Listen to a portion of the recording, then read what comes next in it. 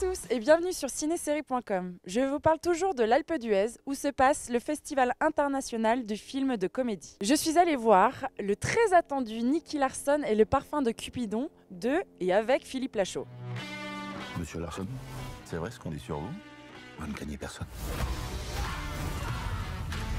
Vous êtes le meilleur des gardes du corps. Vous pouvez tirer 6 balles au même endroit.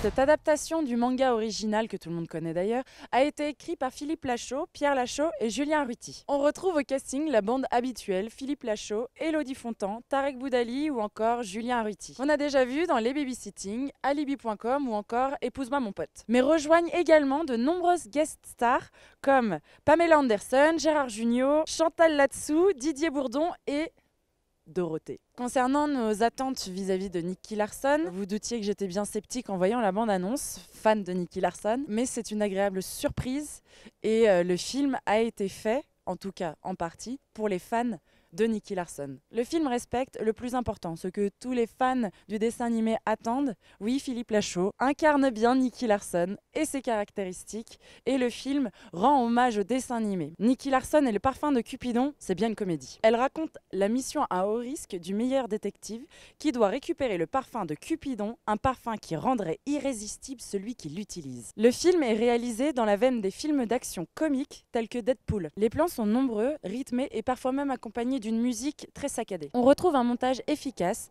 et des bastons hyper bien chorégraphiés, tel un James Bond. Les personnages sont très drôles et parfois même complètement décalés, mais tout ça fonctionne très bien et c'est plutôt loin de la caricature qu'on pensait au début. Vous allez prendre plaisir à découvrir toutes les références nombreuses au dessin animé, au Club Dorothée et à la période des années 90 qui est illustrée surtout par la musique. Les situations comiques sont renforcées par les invités de prestige. Par exemple, Chantal Latsou, les seins nus, qui colle Julien Arruti. Enfin bref, c'est à mourir de rire et il y a plein de gags comme ça. Est-ce que le film peut plaire aux gens qui n'ont pas du tout grandi avec le Club Dorothée ou qui ne connaissent absolument pas Nicky Larson?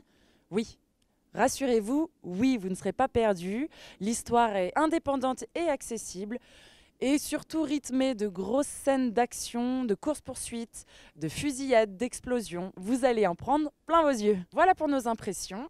Le film sort le 6 février prochain. J'espère que cette vidéo vous a plu. N'hésitez pas à vous abonner à notre chaîne YouTube, lire nos articles sur cinésérie.com et nous rejoindre sur nos réseaux sociaux. À bientôt!